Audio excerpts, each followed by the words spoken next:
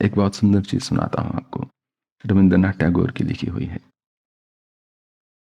विपदाओं से मुझे बचाओ, यह है ना प्रार्थना।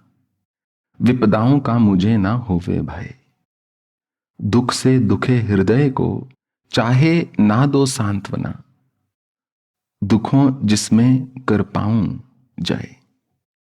जो सहाय का जुटे ना संबल, टूट ना जाए पर अपना बल। क्षति जो घटे जगत में केवल मिले वंचना। अपने मन में मानू किंतु ना क्षय। ये गीतांजलि से ही लिया गया है, जो उन्होंने भगवत गीता से ही प्रेरित होकर शायद लिखी होगी, कि मन में क्षय को ना मानूं, मन में हानि ना मानूं, मन में दुख ना लाऊं। मेरा त्राण करो तुम, मेरी यह ना प्रार्थना। तरने का बल कर पाऊं संजय। मेरा भार घटाकर चाहे ना दो सांत्वना। ये शरीर का भार नहीं, मन का भार है। मेरा भार घटाकर चाहे ना दो सांत्वना। ढो पाऊं इतना तो हो निश्चय। कि सामर्थ्य दो, चाहे दुख ना कम करो। और अंतिम जो फेरा है बहुत ही सुंदर है। शीश झुकाए जब आए सुख। जो सात्विक मनुष्य होता है उसके जीवन में सुख हमेशा शीर्ष सर झुकाकर आता है। जो अहंकारी व्यक्ति होता है उसके जीवन में जब सुख आता है उसका शीर्ष सबसे पहले उठता है। एल्विस प्रेस्ली ने कहा था, don't let your head get too big, it will break your neck. बहुत बड़ा सर हो तो एलियन लगेगा व्यक्ति, मुश्किल हो जाएगा।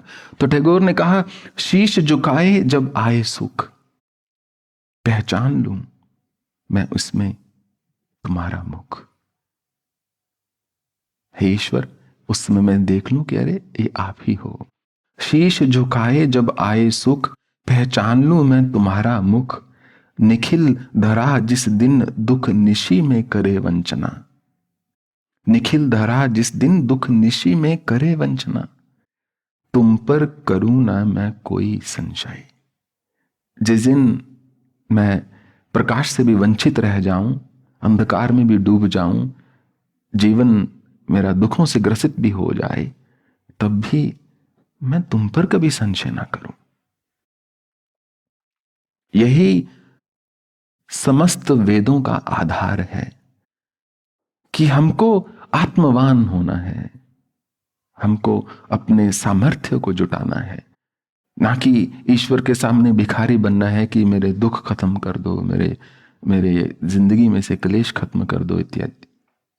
मुझे तो अपना बल जुटाना है, ताकि जो उन्होंने बुद्धि दी है, ज्ञान दिया है, जो शरीर दिया है, उसको मैं सदुपयोग में लाकर अपना और किसी दूसरे का भला कर सकूं।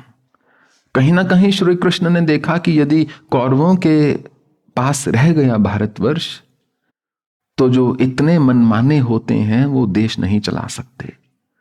जो अनुशासित होता है वही शासन कर सकता है, क्योंकि शासन की सबसे पहली सीढ़ी अनुशासन ही होती है। जो खुद अनुशासित नहीं, वो कैसे किसी प्रजा पर शासन कर सकता है। तो इसीलिए भगवान चाहते थे कि पांडव आ जाएं, कम से कम बात तो सुनेंगे भगवान की। किसी और को दुविधा हो ना हो क्या करना है, श्री कृष्ण को तो दुविधा नहीं ना क्या करना है। तो ये देश में जो वैदिक संस्कृति है वो बच जाएगी। जिस देश का शासक दुर्योधन जैसा अहंकारी और क्रोधी हो, उसके लिए बड़ा दुष्कर है। और वही यदि युधिष्ठिर जैसा हो, चाहे उसने कुछ गलत निर्णय लिए परंतु शांत तो था,